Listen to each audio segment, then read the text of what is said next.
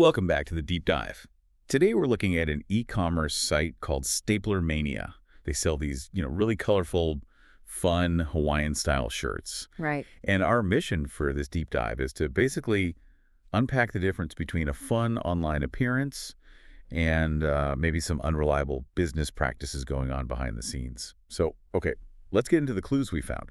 And this is such a crucial exercise for you, the modern consumer. We're really analyzing what transparency requires today in a marketplace where it costs almost nothing to set up a professional-looking storefront. And visually, Stapler Mania. It looks great. The site is super easy to get around. The designs are bright. It looks simple to place an order. It really does. Though that name Stapler Mania for tropical shirts, that's maybe the first strange data point. Yeah, it suggests a completely mismatched or just generic brand identity from the get-go. It really sets the tone for a lack of originality. And that leads us straight to our first major discovery. Using a tool like Google Lens, we did a reverse image search. And what did you find? We confirmed that the exact same high-resolution product images are being used across, well, a whole bunch of other unaffiliated websites. So they're not even their own photos. It seems very unlikely, and what's fascinating here is the implication this carries. This isn't just lazy marketing. For a savvy buyer, this immediately signals that it's probably a dropshipping operation. The vendor likely never even touches the product. Right, they're just selling access to goods, not quality-controlled stuff they have in a warehouse. Exactly. And that lack of ownership seems to extend to their whole digital footprint. We looked for social media, Yeah. any kind of interaction. We found a complete absence of it. No Instagram, no Facebook, not even a Twitter account. Which is so unusual today. And you have to ask the right question there.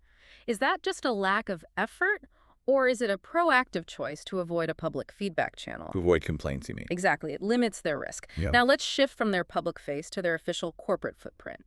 The brand lists itself as Clothes Over B Boys LLC with a physical address. Okay, and this is where it gets really interesting. Because when we checked at the corporate credentials provided in the sources, there's a serious lack of detail.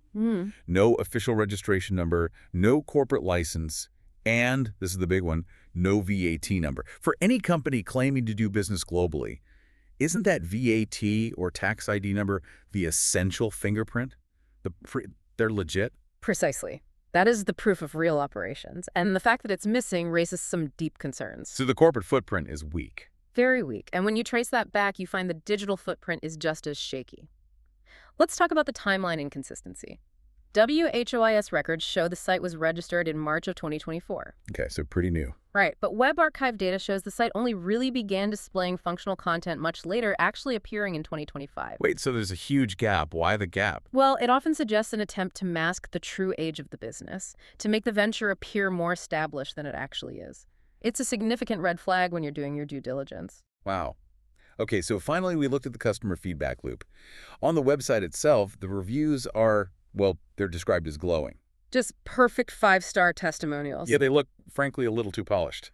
And you contrast those internal pristine reviews with an external search, and you find zero. Absolutely no independent customer reviews or discussions on major platforms like Trustpilot or even on Reddit. So the only good reviews are the ones they control. They control the narrative completely. And that inability to verify testimonials independently isn't just a challenge to trust. It's a giant data gap demanding consumer caution. So let's wrap this up. What does this all mean? When we put all these data points together, copied images, no social media, missing official credentials, those weird timeline gaps, and totally unverified reviews. You see a clear pattern of limited transparency. Right. And you are definitely urged to proceed with extreme caution if a business structure just can't be verified like this. And the takeaway here isn't that the shirts themselves are harmful, but that the entire business operation lacks the necessary verification points that signal reliability in the digital age. It's all about trust. It is. Which leaves me with a final thought for you to take away. How might you, the consumer, develop a sort of standardized checklist to evaluate transparency and reliability before you purchase from any unfamiliar online vendor?